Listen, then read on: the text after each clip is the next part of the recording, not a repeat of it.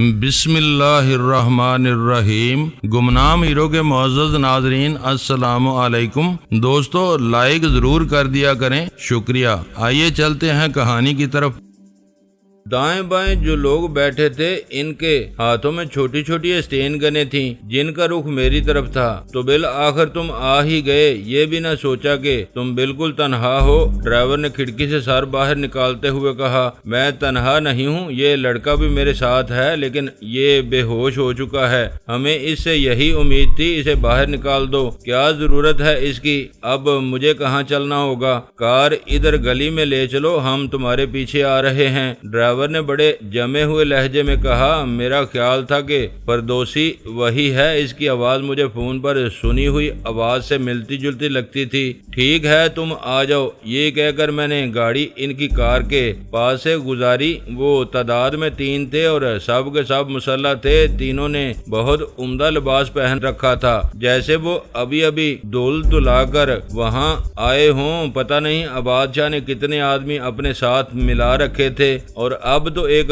بہت بڑی رقم کا معاملہ تھا، اس لیے مختلف جگہوں پر موجود تمام لوگوں کو اس نے اپنے گرد جمع کر لیا ہوگا۔ اس رقم نے مجھے بھی ذلیل کر دیا تھا، میں سب کام چھوڑ چھاڑ کر اس کے پیچھے بھاگ رہا تھا، مگر اسے میں چھوڑ بھی کیسے سکتا تھا؟ تھی وہ بہت ہی منحوس رقم، وہ بھی اس کے لیے بہت خراب ہو رہے تھے، نہ انہیں دن کو چین تھا نہ رات کو۔ وہ میرے پیچھے لگے رہے، انہیں معلوم تھا میں کیا کر رہا ہوں، کہاں کہاں پھرتا رہا ہوں۔ میرے ہوٹل کا بھی انہیں علم تھا، وہ میرے کمرے میں بھی آ سکتے تھے، مگر پتہ نہیں ایسا کیوں نہیں کر سکے۔ البتہ آدھی رات کے بعد انہوں نے مجھے فون کیا تھا، اور میری سادگی دیکھیں کہ میں انہی کے ٹھکانے پر انہیں ذکر پہنچانے کے ارادے سے باہر نکل آیا تھا۔ وہ جو آدمی کے اندر حوصلے کی انی ہوتی ہے وہ اسے چین نہیں لینے دیتی، اور مجھے یقین تھا کہ وہ میرا کچھ نہیں بگاڑ سکتے۔ بہت ہوا تو وہ مجھے مار ہی تو دیں گے، مگر اس سے پہلے میں ان کے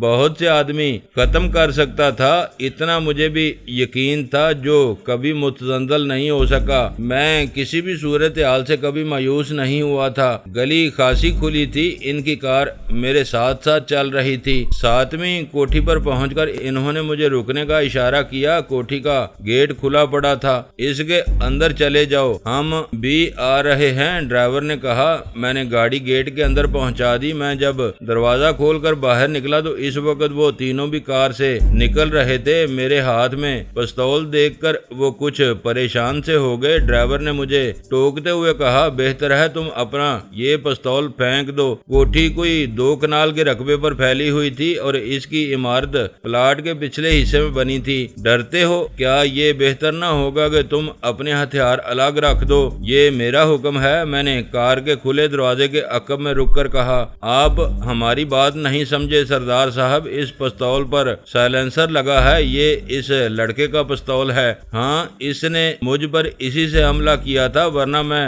خالی ہاتھ تھا۔ میرا خیال ہے ہمیں مطلب کی بات کر لینی چاہیے، آئیں اندر بیٹھتے ہیں، میں نے اپنی دھمکی بے اثر جاتے دیکھ کر کہا۔ ہاں چلیں اندر چلتے ہیں، بات وہیں ہوگی۔ مگر ابھی میں دروازے کے عقب میں کھڑا ہی تھا کہ مجھے اپنی کمر پر کسی سخت چیز کا احساس ہوا۔ بہتر ہے یہ پستول پھینک دو، کسی نے بڑے ہی تحکم امیز لہجے میں کہا۔ وہ آواز عباد شاہ کی تھی، اور وہ مجھے اپنے نرگے میں لے چکا تھا۔ اس نے دوسرے ہاتھ سے پستول پکڑنے کی کوشش کی، مگر دوسرے ہی لمحے میں نے پلٹ کر اس کی اسٹین گن کا رخ بدل دیا۔ 1 ثانیے کی تو ضرورت تھی۔ اب اس اسٹین گن کی نال میرے بائیں ہاتھ میں تھی، اور میرے پستول کی نال اس کے پہلو سے لگی تھی۔ عباد شاہ منجمد ہو کر جہاں کھڑا تھا وہیں کھڑا رہ گیا۔ بہتر ہے کہ تم یہ چلاکیاں چھوڑ دو عباد شاہ، میرا نام غلام جیلانی ہے۔ استاد، شاید تم نے یہ نام سن رکھا ہو۔ کیا کہا تم نے؟ غلام جیلانی؟ برآمدے کی بتیوں کی روشنی میں اس کا چہرہ ایک دم زرد ہو گیا تھا۔ اس کے تینوں ساتھی اس صورتحال کے لیے قطعاً تیار نہیں تھے۔ ہاں، میں غلام جیلانی ہوں، جس کے لیے پولیس نے بڑا انعام مقرر کر رکھا رکھا ہے۔ فردوسی کیا چاہتے ہو تم، میں اسے ختم کر دوں؟ میں نے ان تینوں کی طرف دیکھے بغیر کہا، مجھے معلوم ہو چکا تھا کہ کوٹھی میں ان چاروں کے سوا اور کوئی آدمی موجود نہیں ہے، ورنہ وہ اب تک سامنے آ چکا ہوتا۔ نہیں بابا لوگ، ایسا نہ کرنا، ہم اپنی ہار تسلیم کرتے ہیں، کہو تو ہم اپنے ہتھیار پھینک دیتے ہیں۔ اگرچہ یہ مردانگی نہیں ہے فردوسی، پھر بھی تم اپنے ہتھیار الگ رکھ دو اور اندر چلو۔ میرے کہنے کے مطابق ان تینوں نے اپنے ہتھیار گاڑی کی چھت پر ڈال دیے تو میں نے عباد شاہ کے ہاتھ سے اسٹین گن چھین لی۔ وہ چاروں بے بس ہو چکے تھے۔ ان کو ہانک کر میں برآمدے میں لے گیا۔ کوٹھی کا دروازہ ابھی تک کھلا تھا۔ یہ اچھی بات تھی کہ اس کوٹھی کے سامنے ابھی کوئی اور مکان نہیں بنا تھا، بلکہ جگہ جگہ پلاٹ خالی پڑے تھے، ورنہ عین ممکن تھا کہ کوئی اس صحن میں ہونے والے ڈرامے کا عینی شاہد بن جاتا۔ وہ چاروں بہت زیادہ پریشان ہو گئے تھے۔ عباد شاہ کا رنگ تو ابھی تک نہیں پلٹا تھا۔ اندر چلیں شاہ جی اور مجھے بتائیں کہ یہ قصہ کیا ہے۔ وہ نڈال ہو کر سامنے سے کمرے کی طرف بڑھا۔ وہ تینوں بھی اس کے ساتھ تھے۔ کمرے میں ایک چھوٹے سے قالین کے ارد گرد صوفے بچھے تھے۔ وہ ان کے قریب جا کر ٹھہر گئے۔ بیٹھ جائیں اور مت سمجھے کہ میں آپ کا دشمن ہوں۔ میں تو خواہ مخواہ ہی اس مس آرمینیا کی وجہ سے آپ سے الجھ گیا ہوں، ورنہ جھگڑے فساد کی کوئی بات ہی نہیں ہے۔ بیٹھ جائیں۔ میں نے پستول اور اسٹین گن صوفے پر ڈال دیے۔ وہ کچھ مطمئن سے ہو گئے اور ایک ہی صوفے پر میرے سامنے بیٹھ گئے۔ کیا واقعی آپ غلام جیلانی ہیں؟ یہ بات فردوسی نے پوچھی۔ ہاں، تمہیں شک نہیں کرنا چاہیے، میں وہی غلام جیلانی ہوں جس کا نام تم سن چکے ہو۔ پھر تو ہم سے بڑی بھول ہوئی بابا لوگ۔ کیا شاہ جی، خواہ مخواہ ہم نے ایک بلا اپنے پیچھے لگا لی؟ مجھے خود بڑی حیرت ہے بھائی۔ اندازہ میرا یہی تھا کہ یہ کوئی معمولی آدمی نہیں ہے۔ جو آدمی ہماری تلاش میں سارا دن گھومتا رہا، جس نے اس جنگل میں ہمیں شہ مات دے دی، وہ کوئی عام نہیں ہو سکتا تھا۔ آپ کے زخم ٹھیک ہو گئے؟ ہاں، میرے زخم تو ٹھیک ہو گئے ہیں، مگر میرے دوسرے ساتھی ابھی ہسپتال میں ہیں اور ان کا علاج ہو رہا ہے۔ ہمیں معلوم تھا کہ وہ زخم فرید احمد نے لگایا ہے۔ اس نے آپ کو بھی ختم کرنے کی کوشش کی تھی، پھر آپ اس کے پیچھے چلے گئے تھے۔ بعد میں ہمیں معلوم ہوا کہ فرید احمد نے گاڑی کو جان بوجھ کر کھڈے میں گرا دیا ہے۔ خود وہ بس میں بیٹھ کر شہر آ گیا تھا۔ دراصل ہم بھی کوئی آدھے گھنٹے بعد اس کے تعاقب میں نکلے تھے۔ شہر پہنچ کر ہم سیدھے ہسپتال جا پہنچے۔ ہم میں سے کوئی بھی صحیح حالت میں نہیں تھا۔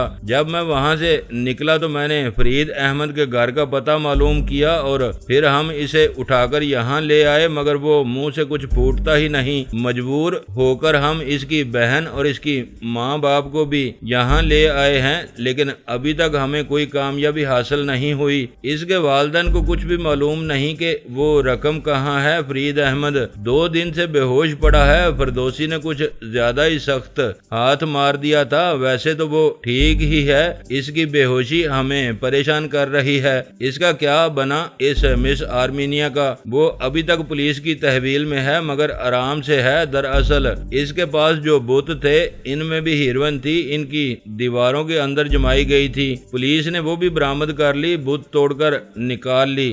اب ان کا کام اور زیادہ آسان ہو گیا ہے۔ مس آرمینیا کو وہ کسی طرح بھی چھوڑنے پر آمادہ نہیں ہے۔ پھر تو بہت ہی بری ہوئی۔ مجھے آپ سے ہمدردی ہے شاہ جی، آپ بہت اچھے آدمی معلوم ہوتے ہیں۔ دیکھیں نا کتنی آسانی سے آپ نے میری بات مان لی۔ یہ لیں سگریٹ پئیں۔ میں نے پیکٹ سے اپنے لیے سگریٹ نکال کر باقی ان کے سامنے ڈال دیے۔ وہ چاروں مسکرا دیے۔ پہلی بار ان کے چہرے پر بشاشت نظر آئی۔ یہ گوگی کہاں گئی ہے؟ اسے بلاؤ فردوسی، ان کے لیے چائے بنائے۔ یہ تو بہت اچھی بات ہے۔ ویسے یہ بتائیں مجھے کہ وہ رقم ہے کتنی؟ کچھ نہ پوچھیں بابا لوگ، صرف وہ ڈالر ہی 1.5 کروڑ کے ہیں، اور وہ جو ہیروئن ہے وہ کم سے کم 4 کروڑ کی ہوگی۔ وہ بریف کیس بہت قیمتی ہے جیلانی صاحب۔ فردوسی نے سگریٹ کا گہرا کش لیتے ہوئے کہا۔ ان میں سے ایک آدمی اٹھ کر اندر چلا گیا۔ میں نے کوئی اعتراض نہیں کیا۔ مجھے اب پریشان ہونے کی کوئی ضرورت نہیں تھی۔ فرید احمد نے نہیں بتایا کہ اس نے بریف کیس کہاں رکھے ہیں۔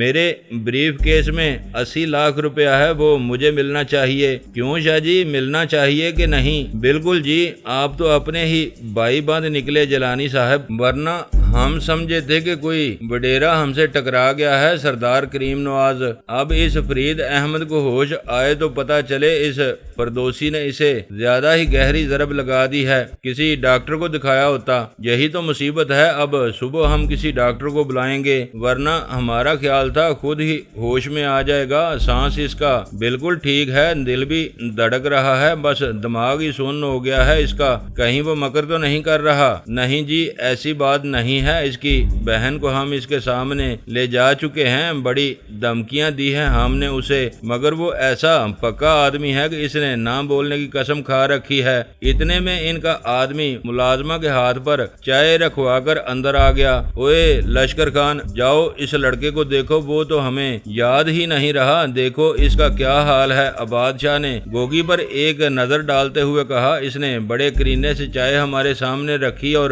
فوراً ہی واپس چلی گئی۔ وہ گھبرائی ہوئی نظر نہیں آتی تھی، مالکوں کے ساتھ وہ خود بھی جاگ رہی تھی اور ان کی ضرورتوں کا خیال رکھتی تھی۔ کچھ ہی دیر بعد لشکر خان واپس آ گیا، اس نے لڑکے کو دونوں باہوں پر اٹھا رکھا تھا۔ خیر تو ہے، اسے کیا ہو گیا تھا جلانی صاحب؟ یہ ٹھیک ہو جائے گا، اسے الگ کمرے میں ڈال دو۔ لشکر خان، دراصل اس کے سر پر چوٹ لگی ہے، میں نے اسے دروازے میں دے مارا تھا، اس نے میری گدی پر ضرب لگائی تھی۔ گدی پر ضرب لگائی تھی تو پھر بھی آپ بچ گئے؟ جی ہاں، بات کچھ ایسی ہی ہوئی تھی، اس کی ناتجربہ کاری میرے کام آ گئی۔ نہیں جی یہ تو بہت کاری آدمی ہے بھائی، بڑے داؤ پیچ جانتا ہے، پر خیر آج اس کو سمجھ آ گئی ہوگی، اس کو بستر پر لٹا دو۔ عباد شاہ نے اس کی نبض ٹٹولنے کے بعد کہا۔ لشکر خان دوسرے کمرے کی طرف نکلا تو عباد شاہ بولا، آپ بھی ذرا فرید احمد کو دیکھ لیں، پتہ تو چلے کہ اسے ہوا کیا ہے۔ ہاں یہ بہت ضروری ہے، چلیں، میں نے چائے کی پیالی ختم کرتے ہوئے کہا۔ وہ مجھے ساتھ لے کر بائیں کمرے میں جا گھسا، فردوسی بھی ہمارے ساتھ تھا۔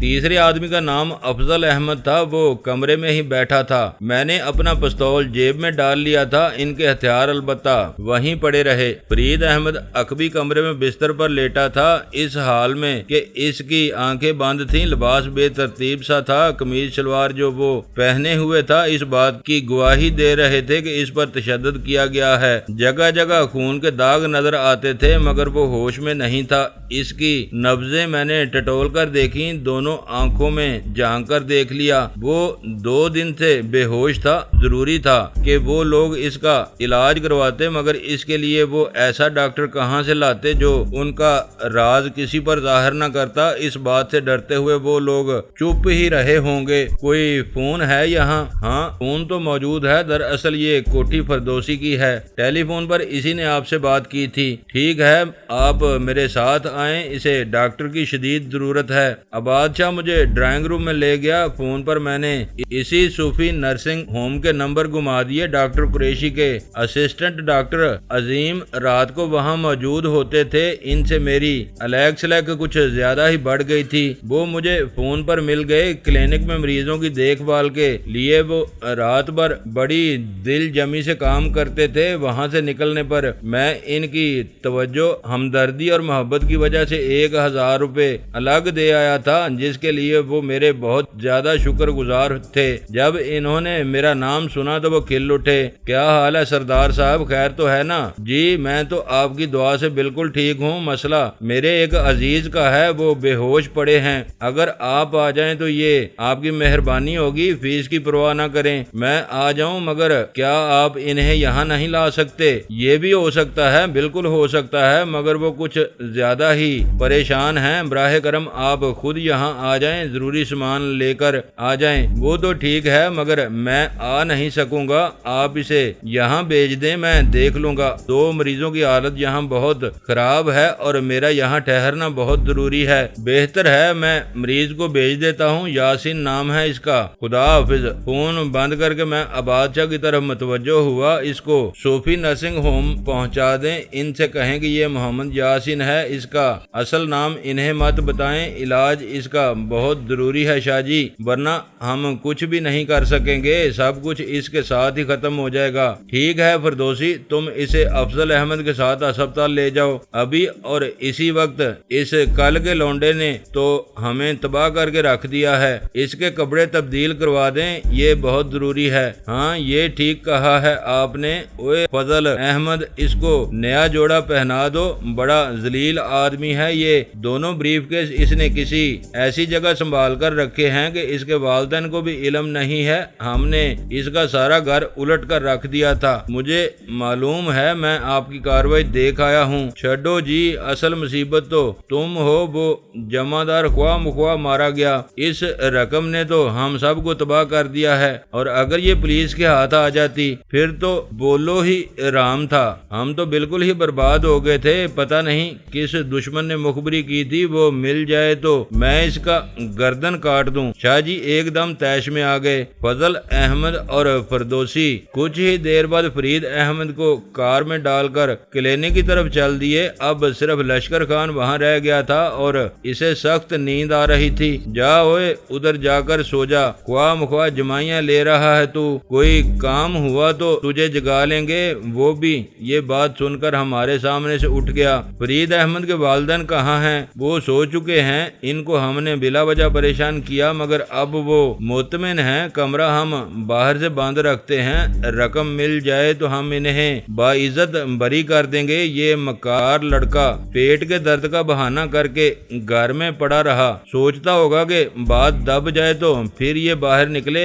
مزے کی بات یہ ہے کہ گاڑی لے کر پھر مالک کے پاس نہیں گیا، اسے کہہ دیا ہوگا اس نے کہ نقصان پورا کر دے گا، کچھ دن وہ انتظار کرے۔ ہاں یہ تو وہ کر ہی سکتا تھا۔ ویسے آپ یہ دھندا کب سے کر رہے ہیں؟ مدت ہو گئی ہے جی، مگر اب اس سے میری گلو خلاصی نہیں ہو رہی ہے۔ پہلے ایک عورت تھی مس ٹیرف، وہ ہم سے مال لیتی تھی، وہ ترکی میں گرفتار ہو گئی۔ پھر مسز ولیم سامنے آئی، وہ بہت ہی تیز ترار عورت تھی، بڑا مال ہم نے اس کے ذریعے بھیجا ہے باہر۔ پھر ایک اور عورت آئی، مس شکلا تھی، تو وہ ہندوستانی مگر دیکھنے میں انگریز معلوم ہوتی تھی۔ وہ باہر سے ہمارے لیے ڈالر اور سونا لاتی تھی اور یہاں سے ایرون لے جاتی تھی۔ اب یہ مس آرمینیا آئی ہے، مگر اس کی بھی قسمت خراب ہی لگتی ہے۔ یہ تیسرا پھیرا ہے اس کا اور فساد میں پھنس گئی ہے۔ یار لوگ اب ایسی عورتوں کو لمبی سزا دیتے ہیں، یہ فیشن ہو گیا ہے۔ حالانکہ یہ دھندا ہمیشہ سے چل رہا ہے، مگر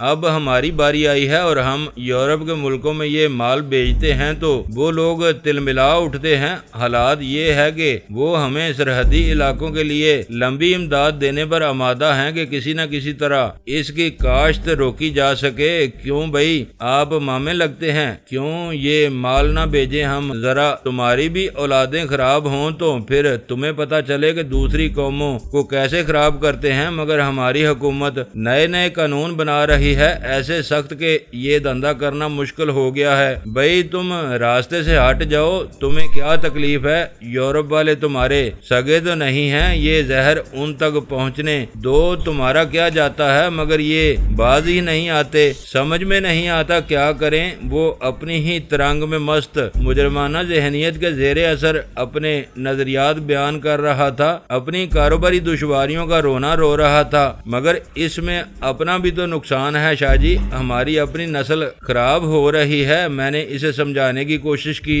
نہیں جی یہ لوگ بکواس کرتے ہیں، اعداد و شمار غلط ہوتے ہیں ان کے، ورنہ ایسی کوئی بات نہیں ہے۔ ہمارے لوگ اس سے بہت دور رہتے ہیں، ہمارے تو بادشاہ تک اس مصیبت میں گرفتار رہے ہیں شاہ جی۔ پتہ ہے آپ کو کہ جہانگیر بھی شوق فرماتا تھا اور ہمایوں بھی، اللہ ماشاءاللہ سب کے سب اس کے رسیا تھے۔ محاورے بنے ہوئے ہیں اس کے لیے، الگ الفاظ بنا لیے گئے تھے۔ تکیوں اور مزاروں پر اس کا راج رہا ہے اور اب بھی ہے، اس کو تو ہر حال میں روک دینا چاہیے۔ یہ بات نہیں ہے جیلانی صاحب، مزار اور تکیے تو ہمیشہ سے نکمے لوگوں کا اڈا رہے ہیں۔ وہ زندگی سے بیزار ہارے ہوئے لوگ ہوتے ہیں جن کا نشے کے بغیر گزارا ہی نہیں ہوتا۔ خدا کرے ہماری رقم واپس مل جائے اور بس آپ کے بریف کیس سے اب میرا کوئی تعلق نہیں رہا ہے۔ مجھے تو بس میرے وہ 80 لاکھ واپس دلا دیں۔ وہ فرید احمد ٹھیک تو ہو لے، پتہ نہیں وہ کس مرض میں مبتلا ہو گیا ہے، وہی بتا سکتا ہے کہ رقم ہے کہاں، ورنہ میں اسے گولی سے اڑا دوں گا۔ ایسا چکر تو ہمیں کبھی نہیں پڑا تھا۔ یہ تو ہے، کیا خیال ہے کچھ دیر سو نہ لیا جائے؟ ہاں یہ بہتر رہے گا، میں تو اکڑ کر رہ گیا ہوں۔ بس اتنی بات یاد رکھیں کہ آپ نے جس عقل مندی سے یہ فساد ختم کیا ہے اس پر میں آپ کا شکر گزار ہوں، ورنہ پتہ نہیں یہاں کیا ہو جاتا۔ بخدا میں نے آپ ایسا حوصلہ مند آدمی کوئی نہیں دیکھا ہے۔ آپ فردوسی کے فون پر تنہا باہر نکل آئے، یہ بھی نہ سوچا کہ آپ اتنے سارے لوگوں پر کیسے غالب آ سکتے ہیں۔ آپ کو کسی بھی بات کا اندازہ نہیں تھا، پھر بھی آپ چلے آئے، یہ بڑی حیرت کی بات ہے۔ وہ ابھی تک میری اس جرت پر حیران ہو رہا تھا۔ میں نے اس کی بات کا کوئی جواب نہیں دیا تو وہ بولا، ویسے یہ بتائیں کہ پولیس نے آپ کے سر کی قیمت کیوں لگا رکھی تھی؟ بڑا چرچا ہے آپ کا۔ میرا ایک دوست رہتا ہے لاہور میں، وہ آپ کے بارے میں بہت باتیں بتاتا ہے۔ کیا نام ہے اس کا؟ راشدی نام ہے اس کا، پولیس افسر ہے راشدی۔ میں جانتا ہوں اسے، مگر اس سے کیا کام رہتا ہے آپ کو؟ بس دوست ہے میرا وہ، اور کچھ نہیں۔ ہمارے دندے میں وہ شامل نہیں ہے، ایسا نہ سمجھیں۔ دفع کریں اس ذکر کو۔ بستر کہاں ہے؟ آئیں اس کمرے میں سو جائیں، میں تو ادھر دوسرے ہی کمرے میں سوؤں گا۔ تو یہ بات ہے گویا میں نے معنی خیز نظروں سے اسے دیکھتے ہوئے کہا۔ بس ایسے ہی فردوسی نے کچھ انتظام کر رکھا ہے۔ اچھا خدا حافظ۔ یہ کہہ کر وہ دوسری طرف نکل گیا۔ اسے باہر کا گیٹ بھی بند کرنا تھا اور کمرے بھی مکفل کرنے تھے۔ بستر نرم تھا اور فوم آرام دہ تھا۔ میں چاروں طرف سے کمرہ مکفل کر کے بستر پر لیٹ گیا۔ یہ اچھا ہی ہوا تھا کہ بات زیادہ نہیں بڑی تھی اور مجھے یقین تھا کہ وہ لوگ میرے خلاف کوئی سازش نہیں کریں گے۔ وہ خود داغی لوگ تھے اور ان کا جو نقصان کر چکا تھا اسے وہ معاف کر چکے تھے۔ اب اس بات کو غنیمت سمجھتے تھے کہ میں نے ہاتھ روک لیا تھا۔ وہ مار داڑ پر یقین نہیں رکھتے تھے، پر بے امر مجبوری انہیں گولی چلانی پڑے تو الگ بات ہے، ورنہ ان کا شیوا نہیں تھا۔ جو کام صلح صفائی سے ہو جائے اسے وہ جنگ سے ختم کرنا اچھا نہیں سمجھتے تھے۔ پتہ نہیں ایسی کیا بات تھی جہاں ان کا ہاتھ روک سکتا تھا وہ روک لیتے تھے، ورنہ وہ اگر چاہتے تو مجھے بہت پہلے ختم کر سکتے تھے۔ جانے کیا بات تھی آسیہ اس رات بھی مجھے بہت یاد آئی۔ میرے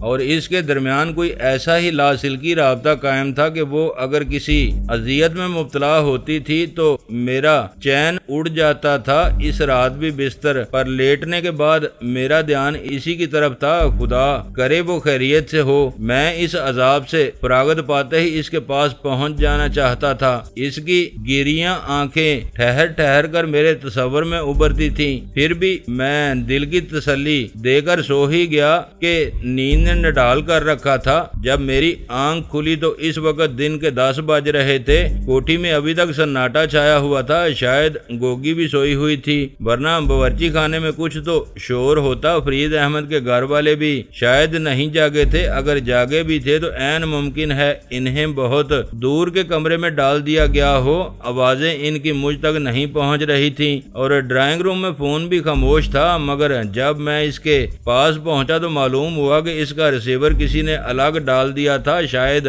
اس لیے کہ کوئی گھر پر فون نہ کر سکے تاکہ کسی کی نیند میں خلل نہ پڑے۔ میں نہا دھو کر ڈرائنگ روم کا جائزہ لے کر برآمدے میں جا بیٹھا۔ اخبار صبح سے وہاں پڑا تھا اور ابھی تک کسی نے اسے نہیں دیکھا تھا۔ میں سگریٹ سلگا کر اخبار کے مطالعے میں مصروف ہو گیا۔ کچھ ہی دیر کے بعد آباد شاہ بھی برآمدے میں نکل آیا۔ بھرپور نیند نے اس کی بشاشت لوٹا دی تھی اور وہ بڑے اچھے موڈ میں تھا۔ سگریٹ سلگا کر وہ لمبے لمبے کاش لیتا ہوا میرے پاس آ بیٹھا۔ وہ بھی غسل کر آیا تھا اور اس کے لباس میں کوئی بہت ہی عمدہ خوشبو مہک رہی تھی۔ کیا حال ہے سردار صاحب؟ میں بالکل ٹھیک ہوں شاہ جی۔ کچھ پتا چلا فرید احمد کا؟ نہیں، ارے میں نے تو شاید ریسیور ہی الگ کر دیا تھا، ابھی پتا کرتے ہیں۔ ویسے خبریں کیا ہیں؟ بس وہی پرانی گھسی پٹی خبریں ہیں، اور کیا ہوگا ان اخباروں میں؟ آپ نے ناشتے کے لیے کہہ دیا ہے؟ ہاں، گوگی تیار کر رہی ہے، بہت اچھی عورت ہے بیچاری، ہماری بہت خدمت کرتی ہے، کاش ہم اس کو کوئی صلہ بھی دے سکتے۔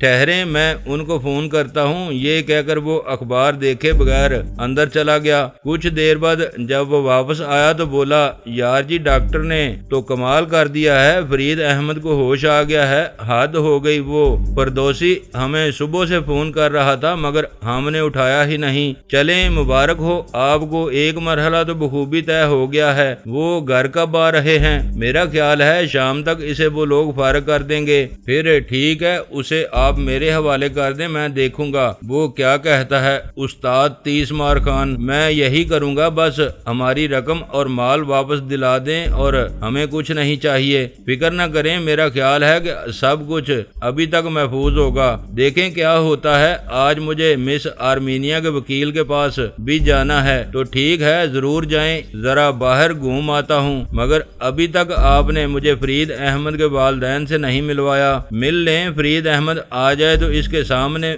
ملیں، ویسے ہم نے ان کے ساتھ کچھ زیادتی نہیں کی ہے، وہ بالکل محفوظ ہیں، ایسا ہی ہونا چاہیے تھا، ان کا قصور بھی تو کوئی نہیں ہے زیادہ، خیال اس کی بہن کا رکھنا ہوگا، آپ کے ساتھ کئی بدنیت آدمی ہیں، ان کا اعتبار نہیں کرنا چاہیے، میں ان کی کھال نہ کھینچ لوں گا، یہ ایسا نہیں کر سکتے، یہ کہہ کر وہ کوٹھی کے ڈائننگ روم کی طرف چل دیا۔ ناشتہ کرنے کے بعد اس نے گاڑی نکالی تو میں بھی دوسری گاڑی کی طرف چل دیا۔ آپ کس وقت واپس آئیں گے؟ 2-3 بجے تک آ جاؤں گا شاہ جی، فکر نہ کریں، وہ مسکراتا ہوا کار میں بیٹھا اور باہر نکل گیا۔ لشکر خان نے میرے پیچھے گیٹ بند کیا تو مجھے احساس ہوا یہ شخص تو کوٹھی میں تنہا ہوگا، پتہ نہیں عباد شاہ کو ان لوگوں پر اتنا اعتماد کیوں ہے۔ اسلام آباد ان دنوں دیکھنے دکھانے کی کوئی چیز نہیں تھی، بس ایسے ہی سڑکوں کا ایک جال بچھ گیا تھا جس پر سرکاری ملازموں کے لیے ادھر ادھر بستیاں بسا دی گئی تھیں، اور وہ بھی ان کے گریڈوں کے حساب سے، کچھ ایسے تھے جو مشکل سے ہی درجہ چہارم کے لوگ نظر آتے تھے، اور وہ ایسے کوارٹروں میں رہتے تھے جو ہندو معاشرے کی تصویر پیش کرتے تھے کہ وہاں بھی اچھوتوں کے لیے سراسر الگ بستیاں بنائی جاتی ہیں، مگر مجھے اس سے کیا لینا تھا، میں اس شہر کی کھلی سڑکوں پر کار دوڑاتا ہوا سیدھا راولپنڈی جا پہنچا۔ صدر سے میں نے ضرورت کی کچھ چیزیں خریدیں اور پھر میں مال روڈ پر سے گزرتا ہوا جیل کی طرف چل دیا۔ کئی یادیں اس جیل سے وابستہ تھیں جس کے دروازے کسی درندے کے منہ کی طرح کھلے تھے اور کئی جوانوں کو نکل کر بند ہو جاتے تھے، ایسے جوانوں کو جن کے شباب پر دیکھنے والوں کو بھی فخر محسوس ہوتا تھا، مگر پھر ان کی صورت دیکھنی نصیب نہیں ہوتی تھی۔ جو کوئی ان میں سے باہر آتا تھا تو یوں محسوس ہوتا تھا جیسے عمر کے ڈھیر سارے سال وہ کہیں دن رات کی چند گردشوں میں گنوا آیا ہے، اسے دیکھ کر ترس آنے لگتا تھا۔ اسی جیل کے کسی ایک خانے میں آسیہ بھی رہ آئی تھی، میں اسے وہاں سے نکال تو لایا تھا، مگر اس کے ذہن سے اس عقوبت خانے کی یادیں کیسے کھرچ دیتا، یہ بات میرے بس میں نہیں تھی۔ کار میں نے جیل کے دروازے کے سامنے ریلوے لائن کے قریب کھڑی کر دی، درمیان میں سڑک رواں دواں تھی اور جیل کے دروازے کے دائیں بائیں قیدیوں سے ملاقات کے لیے آنے والے لوگوں کا ہجوم تھا۔ ان کو دیکھنا، ان کے سوتے ہوئے چہروں کو دیکھنا، ان کی ترسی ہوئی آنکھوں پر نگاہ کرنا بذات خود ایک بہت بڑا عبرتناک مرحلہ تھا۔ حسرتیں ان کے چہروں پر لکھی دکھائی دیتی تھیں۔ میں ان کو بڑے غور سے دیکھ رہا تھا کہ اچانک پولیس کا ایک ٹرک میرے قریب سے گزرا۔ میں سمجھا میں پاگل ہو گیا ہوں، لیکن نہیں، میں ہوش میں تھا، میں کار کے اندر ہی بیٹھا ہوا تھا، مگر اس ٹرک کو دیکھتے ہی میں دروازہ کھول کر باہر نکل آیا۔ اس ٹرک میں پولیس کے مسلح سپاہیوں میں گری ہوئی آسیہ بیٹھی تھی۔ ہاں وہ آسیہ ہی تھی، اس کے بال کھلے ہوئے تھے، چہرہ سوتا ہوا اداس اور پریشان، اور اس کے ساتھ آبی بھی تھا، میرا دوست آبی، اور اس کے ساتھ تجمل حسین اور طاہر بیگ بیٹھے تھے۔ اف میرے پروردگار، کیا سب کچھ ہی ختم ہو کر رہ گیا تھا؟ ٹرک جیل کے دروازے پر جا ٹھہرا۔ ایک انسپکٹر نے نیچے اتر کر کچھ کاغذات سپاہیوں کو دکھائے تو انہوں نے فوراً ہی دروازہ کھول دیا۔ میں پاگلوں کی طرح بھاگ کر اس طرف نکلا، مگر سڑک پر اچانک 3 کاریں آ گئیں، ان کے بیچ میں سے گزرنا ممکن نہ رہا۔ کوئی 10 سیکنڈ اسی طرح گزر گئے، اتنے میں وہ ٹرک اندر چلا گیا اور دروازہ پھر بند ہو گیا، تو گویا سب کچھ ہی تباہ ہو کر رہ گیا تھا۔ ان کے ساتھ 3 آدمی اور بھی تھے، میں انہیں نہ دیکھ سکا، میری نظر تو آبی اور آسیہ کے چہروں پر جم کر رہ گئی تھی۔ کتنے حیران چہرے تھے وہ، ان کی مایوسیوں کا کوئی اندازہ نہیں کر سکتا ہے وقت نے میرے کلیجے پر بالا دے مارا تھا، یہی وہ جیل تھی جہاں سے میں نے آسیہ کو جان ہتھیلی پر رکھ کر نکالا تھا۔ اب وہ پھر اس عقوبت خانے میں جا پھنسی تھی۔ کون مجھے اس وقت جیل کی طرف دھکیل رہا تھا؟ کیا میں یہی کچھ دیکھنے کے لیے وہاں گیا تھا؟ یہ کیسی بے بسی تھی، میری تقدیر نے مجھے یہ دن بھی دکھانا تھا۔ اسی دن کے لیے اس نے وہ سارے راستے مجھ سے طے کروائے تھے جن سے میں کبھی آشنا بھی نہیں تھا۔ میں نے دروازے کی جالی سے آنکھیں لگا دی، سپاہی قیدیوں کو باری باری نکال رہے تھے۔ سب سے پہلے طاہر بیگ اترا، اس کے بعد غوث محمد، پھر آبی اور اس کے بعد تجمل حسین، آخر میں آسیہ اتری۔ وہ اتنے بجھ چکے تھے، اتنے مایوس تھے کہ ان کی نگاہ کسی طرف نہیں اٹھتی تھی، اور سامنے سپاہیوں نے قطار لگا رکھی تھی۔